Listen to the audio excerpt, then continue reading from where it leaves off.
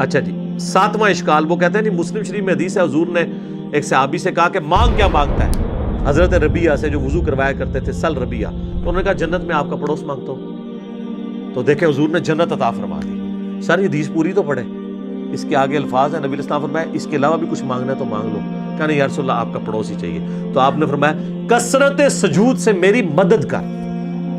اب اس کو آپ نے وہ نہیں لینا کہ بھی حضور کا مشکل کشا وہ بن گیا تھا، آپ تو ہر جگہ مدد دیکھ کے تو مشکل کشا بنا دیتے ہیں۔ کثرت سجود سے میری مدد کر، یعنی تم زیادہ عبادت کرو، میری مدد کرو کہ میں اللہ کو سفارش ڈال سکوں کہ یہ نیک بندہ اس کو میرے ساتھ کر دے۔ بالکل واضح ہے، بس سل ربیعہ سل ربیعہ سل ربیعہ، جنت مانگ لی جنت مانگ لی، اگے بھی ٹورو نا کیویں ملی جنت، تو جنت تو انشاءاللہ آپ کو بھی مل جائے گی۔ صحیح مسلم میں حدیث ہے جو اذان کا جواب دے اس کے بعد دروشی پڑھے اور الوسیلہ والی دعا مانگے، میری شفاعت اس کے لیے حلال ہو جائے گی۔ اللہم صلی علی محمد وعلی آل محمد۔ تو یہ تعلیم آپ کی دیکھیں کیا ہے، صحیح مسلم میں حدیث ہے، نبی علیہ السلام فرمایا اے ابو ہریرہ جو چیز تمہیں نفع دے اس کے لیے پوری کوشش کرو، اور دیکھنا کاہلی نہ کرنا، سستی نہ کرنا، اور اللہ سے مدد مانگ کے چلنا۔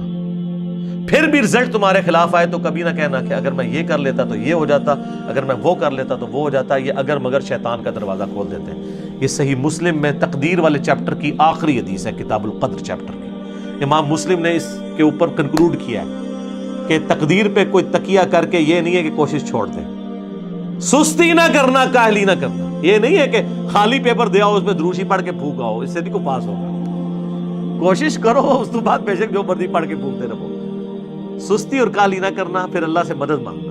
تو نبی علیہ السلام تو کہتے ہیں مدد اللہ سے مانگنا، اور وہ ڈیسائسو حدیث ہے جو جامع ترمذی میں ہے، مشکات میں موجود ہے۔ نبی علیہ السلام نے، ابن عباس کہتے ہیں مجھے سواری کے پیچھے سوار کیا اور مجھے کہا ہے بیٹے اللہ اکبر، اللہ کے حقوق کی حفاظت کر، اللہ تیری حفاظت کرے گا۔ ذرا الفاظ غور سے سنیں، اللہ کے حقوق کی حفاظت کر، اللہ تیری حفاظت کرے گا، کیا زبردست الفاظ ہے۔ اور اللہ تعالیٰ کے احکامات کی پیروی کر، تو ہمیشہ اپنے رب کو اپنے سامنے پائے گا، تیری مدد کے لیے وہ ہر وقت ہوگا، اور جب بھی تجھے سوال کرنا ہو تو صرف اللہ ہی سے کرنا، اور جب مدد مانگنی ہو وَاسْتَعِنْ بِاللَّهِ تو صرف اللہ سے مدد مانگنا۔ اور بچے جان لیں اگر پوری امت مل کے تجھے ذرے کے برابر بھی نقصان پہنچانا چاہے اور اللہ نہ چاہے تو نہیں پہنچا سکیں گے، اور اگر ساری امت زمین و آسمان کی ساری مخلوقات مل کے ذرے کے برابر تمہیں فائدہ بھی پہنچانا چاہے نہیں پہنچا سکیں گی مگر جو اللہ چاہے۔ اور پھر حضور نے اس کو مزید مور لگائی، آپ نے فرمایا کہ تقدیر کے صحیفے خشک ہو چکے ہیں اور قلم اٹھا لیے گئے ہیں، یعنی جو اللہ نے فیصلہ کیا ہے نا وہی ہونا ہے۔ یہ حدیث کتنی ڈیسائسو ہے، نبی علیہ السلام اپنے اصحاب کی تربیت کرتے تھے کہ مانگنا ہے تو اللہ سے مانگنا ہے۔ اچھا جی، 8واں اشکال، وہ کہتے ہیں جی ایک صحابی کی پنڈلی ٹوٹ گئی، صحیح بخاری میں آتا ہے حضور کے پاس پنڈلی لے کے آ گیا، حضور نے جوڑ دی، ہاتھ پھیرا۔ بخاری مسلم میں اشوب چشم مولا علی کو ہوا، حضور نے تھوک مبارک لگائی، ٹھیک ہو گیا۔ بخاری مسلم میں آتا ہے بارش نہیں ہو رہی تھی، حضور نے دعا کی، بارش شروع ہو گئی۔ جتنے یعنی حضور کے معجزات ہیں نا اس سے وہ کہتے ہیں آپ حضور سے مدد مانگنی ہے۔ سر یہ آج اگر نبی علیہ السلام دنیا میں موجود ہوں تو ہم اپنا ہر مسئلہ حضور کے پاس ہی لے کے جائیں گے۔ مسئلہ ہے حضور کی وفات کے بعد کا، جب آپ سے ہم کمیونیکیٹ نہیں کر سکتے، نہیں تو مجھ سے پھکی لے لیں۔ سقیفہ بنی ساعدہ کے اندر جو کچھ ہوا جس کی وجہ سے آج تک امت دو ٹکڑے ہیں، سنی شیعہ اختلاف، تو مولا علی اور ابو بکر کیوں نہیں حضور کی قبر پہ چلے گئے یا رسول اللہ؟ بلکہ میت بھی باہر تھی 2 دن تک، تو یا رسول اللہ فیصلہ کریں آپ کا سکسیسر کون ہے؟ نہیں۔ جنگ جمل صفین نہروان کے وقت کسی نے روضہ شریف میں جا کے حضور سے مشورہ کیوں نہیں کیا؟ سیدہ عائشہ 47 سال تک اس حجرے میں رہیں جہاں پہ قبر مبارک تھی، کوئی مشورہ کچھ بھی نہیں۔ آپ کے فضائل درود میں شیخ زکریا لکھتے ہیں، تبلیغی جماعت والے اور دعوت اسلامی کے الیاس قادری صاحب فضائل سنت میں، کہ 555 ہجری میں شیخ احمد رفاعی کے لیے حضور نے قبر سے ہاتھ باہر نکال لیا، اور 90,000 لوگوں نے یہ منظر دیکھا۔ اس زمانے میں جب جو ہے مسجد نبوی میں 90,000 کا مجمع بھی نہیں تھا آتا۔ کہانی اور دیکھنے والوں میں شیخ عبد القادر جیلانی کا نام بھی ذکر کیا جاتا ہے. اور عبد القادر جیلانی بیچارے دیکھتے ہی رہے, انہوں نے چومے ہاتھ, اور انہوں نے مرید نے چوم لیا, شیخ احمد رفاعی نے. سب کہانیاں جوڑی ہوئی ہیں, جوڑتے رہے. یہ کچھ صحابہ کے ساتھ نہیں ہوا. تو یہ یعنی نبی علیہ السلام کی وفات کے بعد یہ جو معجزات ہیں, یہ تو ہم آج بھی مانتے ہیں حضور موجود ہوں. اور میں اب اس سے زیادہ سخت بات کرنے لگا ہوں, برا نہیں ماننا. اگر کسی کو یقین ہے نا کہ ایسا ہوتا ہے تو اپنی ایک پنڈلی کی قربانی دے نا, خود ہی توڑ کے لے آئے. روزہ شریف تک ہم اسے لگا دیتے ہیں, ویزا لگوا دیتے ہیں, وہاں پہ روزہ شریف پہ آپ کو لے جاتے ہیں, جائیں اپنی پنڈلی کی ہڈی جوڑ کے بتائیں. ان کو بھی پتہ نہیں جوڑے گی. ہاں نبی علیہ السلام اگر دنیا میں موجود ہوں تو یقیناً ہاتھ پھیرنے سے یہ ہو جائے گا. ان کو بھی پتہ ہے کہ آج کی ڈیٹ میں نہیں ہوگا. حضور کی وفات کے بعد کیا لوگ جا کے قبر سے جا کے مانگا کرتے تھے؟ بخاری مسلم سے یہ معجزہ پیش کرتے ہیں کہ 1500 صحابہ کے لیے پانی کے چشمے جاری ہو گئے مبارک انگلیوں سے, بالکل ہوئے. لیکن حضور کی وفات کے بعد کیا قبر سے جا کے کوئی کہتا تھا جی آپ انگلیوں سے چشمے جاری کریں؟ اور میں نے تو بتایا صحیح مسلم میں ایک حدیث ہے, حضرت عمر نے ایک سفر کے دوران حضور کو پانی جمع کر کے کہا کہ یا رسول اللہ آپ اپنا مبارک ہاتھ رکھ کے دعا فرمائیں نا, اس میں سے چشمے جاری ہوں. اور وہی حضرت عمر, صحیح بخاری میں 1010 نمبر حدیث ہے, 1010, وہ کہتے ہیں اِنَّا كُنَّا نَتَوَسَّلُ إِلَيْكَ بِنَبِيِّنَا, اے اللہ پہلے ہم آپ کے نبی کے وسیلے سے آپ کے پاس آتے تھے, یعنی حضور کے ذریعے آپ کی طرف متوجہ ہوتے تھے. حضور کی دعا کی برکت سے بارش نازل ہوتی تھی. اب ہم آپ کے نبی کے چچا کو لے کے آئے, ان کی دعا کی برکت سے بارش نازل فرما, بارش ہو جاتی. تو حضرت عمر کہہ سکتے تھے نا یا رسول اللہ جب آپ قبر سے باہر تھے تو آپ چشمہ جاری کرتے تھے, اب آپ قبر میں ہیں تو کوئی مسئلہ نہیں. احمد رفاعی کے لیے تو آپ نے نکالنا ہی ہے, تو آپ قبر مبارک سے ہاتھ باہر نکالیں اور امت کو سیراب کر دیں. تو یا پھر کہ حضرت عمر جو ہے وہ وہی عقیدہ رکھتے تھے جو قرآن و سنت میں اور جو ہم پیش کر رہے ہیں کہ وفات کے بعد اب وہ کمیونیکیشن گیپ نہیں ہوگا. حیات النبی اپنی جگہ موجود ہے, لیکن دنیاوی حیات نہیں, آخرت کی حیات ہے. حیات النبی پہ سب سے زیادہ ویڈیوز ہی میری ہیں, لیکن وہ دنیاوی حیات نہیں ہے, آخرت کی زندگی ہے جس میں نہ سانس ہے, نہ کھانا پینا ہے دنیا والا, نہ ٹوائلٹ ہے.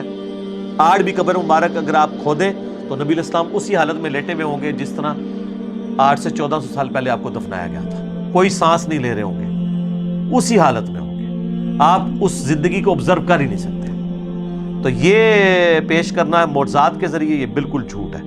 ورنہ تجربے کے لیے پھر تیار ہو جائیں, جس نے پنڈلی کی قربانی دینی ہے تو کریں. پھر 9واں اشکال وہ کہتے ہیں جی اس کو بلکہ شعر بنا دیا, آج لے ان کی پناہ, آج مدد مانگ ان سے, پھر نہ مانیں گے گر قیامت میں گر مان گیا. وہ اعلیٰ حضرت کا شعر ہے کہ قیامت میں تو نے بھی حضور سے ہی شفاعت کرانی ہے, تو آج کیوں نہیں حضور کو مدد کے لیے پکارتا؟ ادھر تو نے حضور کو ہی پکارنا ہے نا سر, اس لیے پکارنا ہے کہ حضور سامنے ہوں گے صلی اللہ علیہ وسلم. دنیا میں بھی جب سامنے موجود تھے تو حضور کو اپنے مسئلے بتانے تھے, آخرت میں بھی جب حضور علیہ السلام سامنے آئیں گے تو ان کے سامنے ہی ان کو ہی ہم اللہ کے حضور اپنا وسیلے کے طور پہ پیش کریں گے, انہی کے ہاتھ پہ شفاعت کا دروازہ کھلے گا. لیکن یہ بیچ والا پورشن آپ نے کہاں سے نکال لیا؟ جیسے آپ تراویح سے 20 تراویح نکال لیتے ہیں اور یوفون سے یوفون نکال لیتے ہیں, مسقال ذرۃ خیر یرا سے مسقال نکال لیتے ہیں. الفاظ کے میچ کرنے سے وہ چیزیں نہیں نکل آتی. تو حدیث شفاعت والا معاملہ ڈیفرنٹ ہے. ورنہ میں نے حضرت عمر والا بتا دیا, وہ تو کہتے ہیں جب تک نبی موجود تھے ان کے ذریعے متوجہ ہوتے تھے, اب ان کے چچا کو ان کی دعا کی برکت سے. وہ کہتے ہیں جی مصنف ابن ابی شیبہ میں ایک روایت ہے اور حافظ ابن کثیر نے بھی نقل کی ہے سورہ نساء کی آیت نمبر جو 64 ہے, وَلَوْ أَنَّهُمْ إِذْ ظَلَمُوا أَنفُسَهُمْ جَاءُوكَ, جب اپنی جانوں پر ظلم کرو تو حضور کی خدمت میں حاضر ہو جاؤ, حضور شفاعت کریں گے تو اللہ توبہ قبول کرے گا. اس آیت کے کانٹیکسٹ میں ابن کثیر بھی لے کے آئے کہ ایک جو ہے نا وہ اعرابی حضور کی قبر پہ حاضر ہوا اور کہا یا رسول اللہ قرآن میں تو حکم ہے کہ یہ حکم حضرت عمر کو نہیں پتا تھا اور ایک پینڈو کو پتا چل گیا, اپنی عقل کا علاج کراؤ. اسی لیے کہا گیا نا علیکم بسنتی وسنت الخلفاء الراشدین المہدیین. صحیح بخاری 1010 میں تو حضرت عمر کہہ رہے ہیں اللہ جب تک نبی موجود تھے ہم ان کو وسیلے کے طور پہ پیش کرتے تھے, اب ان کے چچا کو لے کے آئے ہیں. تو حضرت عمر کو نہیں پتا تھا میں جا کے ڈائریکٹ پہ قبر پہ جا کے وَلَوْ أَنَّهُمْ إِذْ ظَلَمُوا أَنفُسَهُمْ جَاءُوكَ کا پڑھ لوں. Point to be noted. تو وہ کہتے ہیں بھی وہ خواب میں حضور کی زیارت ہوئی اور کہا کہ عمر کو میرا سلام کہنا اور کہنا ان قریب بارش ہو جائے گی, اور کئی کہتے ہیں قبر سے آواز آ گئی, عمر کو سلام کہنا اور اسے کہنا عوام پہ نرمی کرے. سر یہ مصنف ابن ابی شیبہ میں جو روایت ہے نا، اس میں آمش مدلس ہے اور ان سے روایت کر رہا ہے اور سما کی تصریح نہیں ہے. اور صحیح مسلم کے مقدمے میں امام مسلم نے یہ پیٹ رول لکھا ہے کہ مدلس کی آن والی روایت سما کی تصریح سے کے بغیر، حدثنا یا اخبرنا کے بغیر قابل قبول نہیں ہوگی. ایک جعلی روایت کو لے کے عقیدہ گھڑ رہے ہیں جو بخاری کی 1010 نمبر حدیث کے بھی خلاف ہے اور قرآن کی اس آیت کے کانٹیکسٹ کے بھی خلاف ہے. سر یہ قرآن ذرا کھولیں، سورہ نساء کی آیت نمبر 64 میں اللہ تعالیٰ نے منافقین کو کہا ہے کہ یہ طاغوت کے پاس فیصلے کرواتے تھے، حالانکہ نبی علیہ السلام کو اپنا حکمران مانا ہوا تھا، اوپر سے کلمہ گو تھے، اندر سے منافق تھے. تو اللہ تعالیٰ نے فرمایا کہ اب جو انہوں نے ظلم کیا نا کہ اپنا فیصلہ کافروں سے کروایا، تو اب ان کو چاہیے حضور کے سامنے آئے، حضور سے معافی مانگے، آپ صلی اللہ علیہ وآلہ وسلم اللہ کے حضور ان کی شفاعت کرے کہ جو انہوں نے یہ مس بیہیو کیا کہ بجائے حضور کو جج ماننے کے جا کے یہودیوں سے فیصلہ کروایا، پھر اللہ ان کو معاف کرے گا. وہ تو کنٹیکسٹ ہی ڈیفرنٹ تھا، اس کو آپ نے پکڑ کے حضور کی وفات کے بعد کیسے لگا دیا؟ بات کون سی تھی؟ اور وہ کہتے ہیں یہ آیات جنرلائز ہیں. اچھا جی جنرلائز ہیں تو وَلَوْ أَنَّهُمْ إِذْ ظَلَمُوا أَنفُسَهُمْ جَاءُوكَ، اس کے تحت سقیفہ بنی ساعدہ پھر کیوں ہوا؟ جنگ جمل صفین نہروان کیوں ہوئی؟ صحابہ کیوں نہیں قبر رسول سے جا کے فیصلہ کرواتے رہے؟ اس وقت تو قبر میں بھی نہیں نبی علیہ السلام گئے تھے، 2 دن تک تو میت مبارک باہر تھی، جنازہ جاری تھا، کسی کو وسوسہ بھی نہیں آیا کہ حضور سے ہی جا کے پوچھ لیں، کیونکہ اس زمانے میں عقیدے نہیں ہوا کرتے.